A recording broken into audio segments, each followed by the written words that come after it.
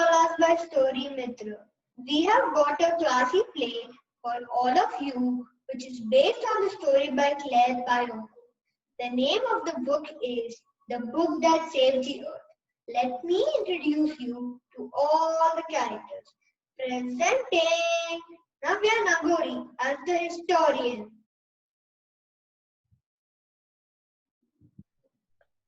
Vedant Nitin Mahajan as the great and mighty think tank. Shagun as Noodle, the apprentice. Arul Garg as Captain Omega. Kanishk as Sergeant U. Rasagna as Lieutenant Iota. And me, Dave, as your narrator. So let's begin the story. It was the 25th century in the Museum of Ancient History, Department of the 20th Century on planet Earth. And welcome to our Museum of Ancient History and to my department, Curiosity of the Good Old Far Off 20th Century. The 20th century was often called the era of the books. In those days, there were books about everything from anteaters to zoologists. Books taught people how to, when to, why to, and where to. They illustrated, educated, and even decorated. But the strangest thing a book ever did was to save the earth. You haven't heard about the Martian invasion of 2040? What do they teach children nowadays? Well, you know the invasion never happened because a single book stopped it. What was the book, you ask? A noble encyclopedia? A tome about rockets and spaceships? A secret file from outer space? No, it was none of those. It was, but here, let me show you. Let me turn on the historioscope and show you what happened many centuries ago in the 2040.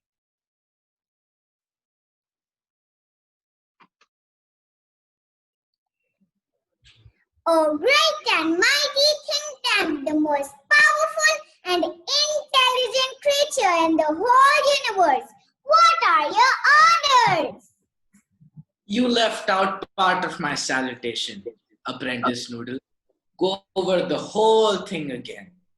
It shall be done, sir. O great and mighty think tank, ruler of the Mars and her 2 moons, the most powerful and intelligent creature in the whole universe. What are your orders? That's better, Noodle. I wish to be placed in communication with that manned space probe to that ridiculous little planet we are going to put under our generous ruleship. What do they call it again? Earth, your intelligence. Earth, of course. You see how insignificant the place is. But first, something important. My mirror.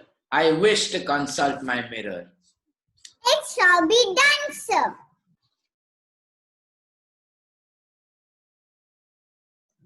Mirror, mirror in my hand. Who's the most fantastically, intellectually gifted being in the land? You, sir. Quicker. Answer quicker next time. I hate a slow mirror. Ah, there I am.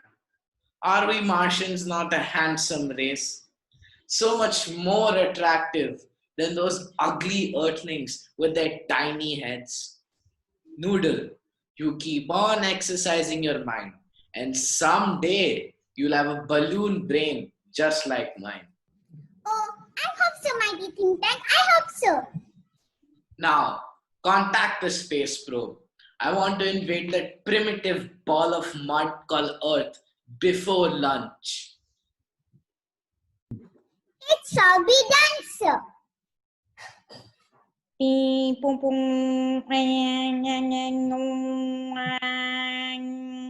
have a close sighting of the space crew. They seem to have entered some sort of earth structure. Excellent. Make voice contact. A few seconds later, as the contact between the Mars Space Control and the Centerville Public Library is being established, Captain Omega, Lieutenant Iota, and Sergeant Ook are seen in the library on Earth. Probe 1, Mars Space Control, calling the crew of Probe 1. Come in, Captain Omega, and give us your location. Captain Omega to Mars Space Control. Lieutenant Iota, Sergeant Ook, and I have arrived on Earth without incident. We have taken shelter in this square-like place. Do you have any idea where we are, Lieutenant Iota? I can't figure it out, Captain. Oop. I have counted 2,000 of these peculiar items. This place could be a storage barn, Sergeant Oop.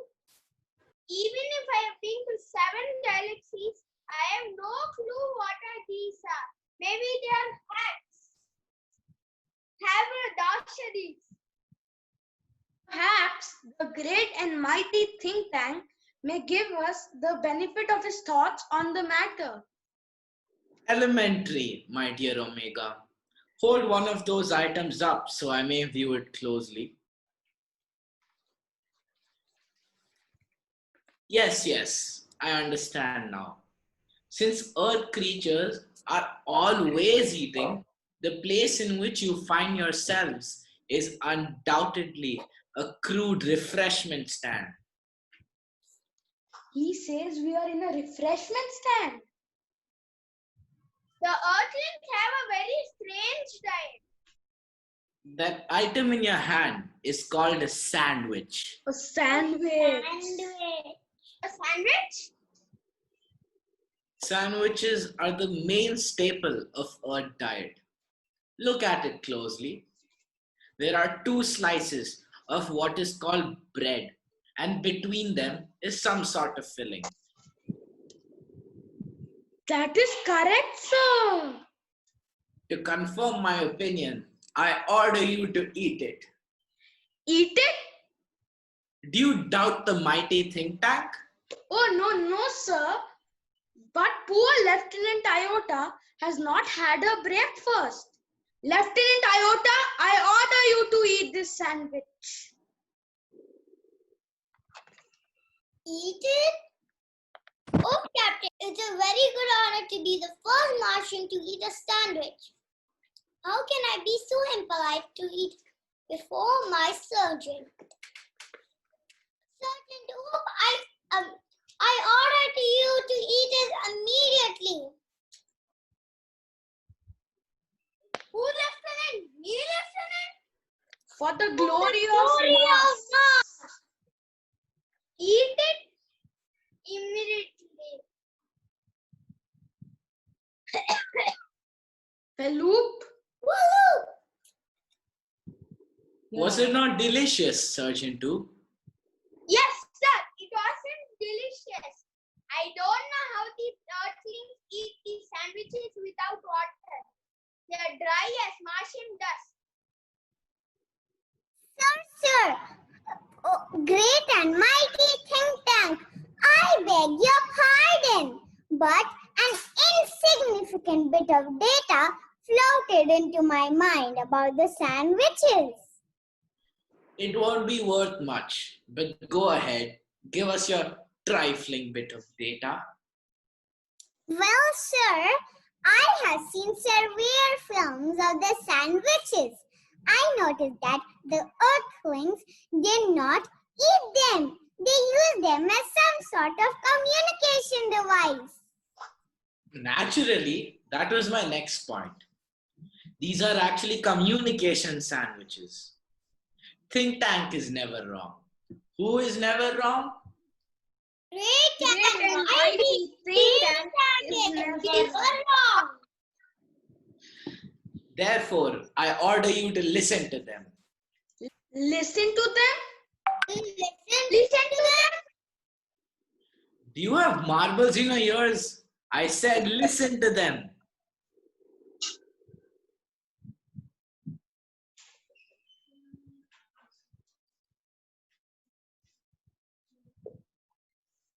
You hear anything? Nothing. Do you hear anything, Hope? I don't hear any. These sandwiches don't make sound. Well, report to me. What do you hear? Nothing, sir. Perhaps we are not on the correct frequency. Nothing, sir. The earthlings have sharper ears than we do. Maybe the sandwiches don't make sound. What?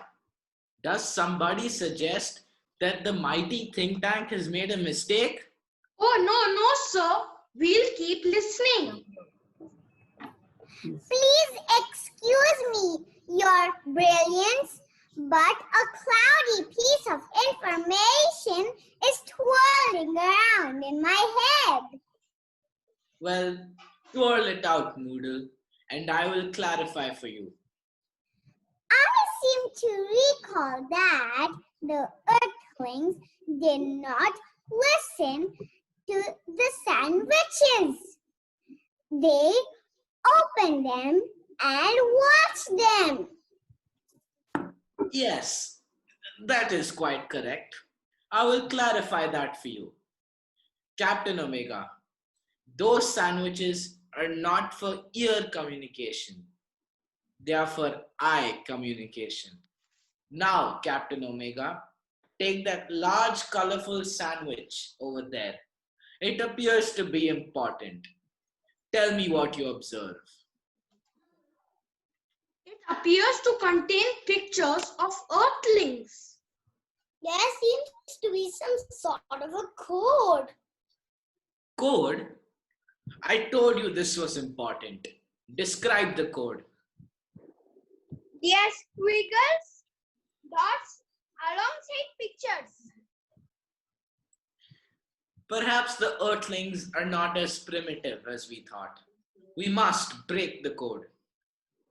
Forgive me your cleverness, but did not the chemical department give our space people vitamins to increase their intelligence? Stop. A thought of magnificent brilliance has come to me. Space people, our chemical department has given you vitamins to increase your intelligence. Take them immediately and then watch the sandwich. The meaning of the code will slowly unfold before you. It shall be done, sir. Remove vitamins. Present vitamins. Swallow vitamins.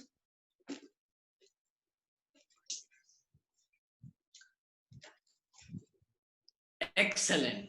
Now decipher that code. It shall be done, sir. Aha! Oh,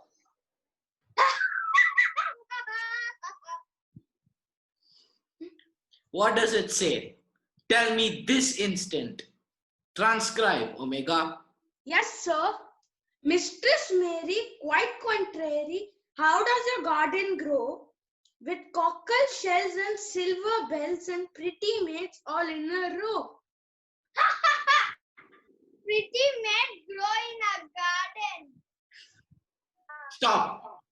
This is no time for levity. Don't you realize the seriousness of this discovery? The Earthlings have discovered how to combine agriculture with mining. They can actually grow crops of rare metals such as silver and cockle shells.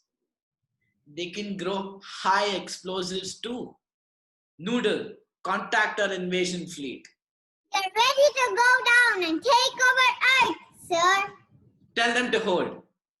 Tell them new information has come to us about Earth. Iota, transcribe. Yes, sir. Hey diddle diddle, the cat and the fiddle. The cow jumped over the moon. The little dog laughed to see such sport, and the dish ran away with the spoon. Ha ha ha! The dish ran away with the spoon. Cease laughter. Desist. This is more and more alarming. The Earthlings have reached a high level of civilization. Didn't you hear?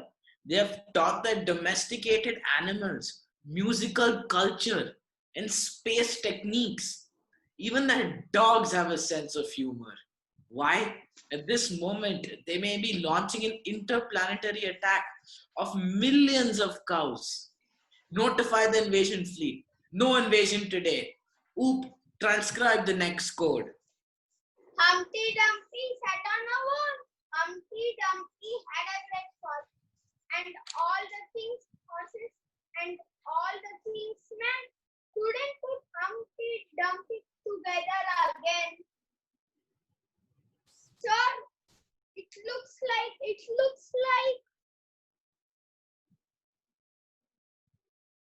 It's me. It's my great and mighty balloon brain. The Earthlings have seen me and they're after me. Had a great fall. That means they plan to capture Mars' central control. And me. And it's an invasion of Mars. Noodle, prepare a space capsule for me. I must escape without delay. Space people, you must leave Earth at once. But be sure to remove all traces of your visit. The Earthlings must not know that I know.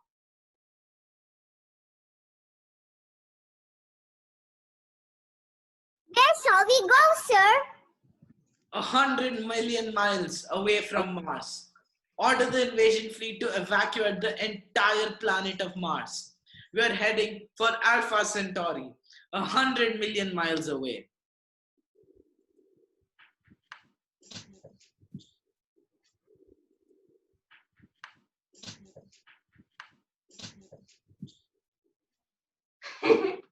And that's how one dusty old book of nursery rhymes saved the world from a Martian invasion. As you all know, in the 25th century, 500 years after all this happened, we Earthlings have resumed contact with the Martians. By that time, great and mighty think tank was replaced by a very intelligent Martian, the wise and clever Noodle. We taught Martians the difference between sandwiches and books. We also taught the Martians how to read. And we also established a modern library in their capital city of Marsopolis. But as you might expect, there is still one book they can never bring themselves to read. You've guessed it, Mother Goose. We hope you enjoyed our play by Story-Mitr. Keep reading and reading more, as now you know how a single book saved our planet Earth.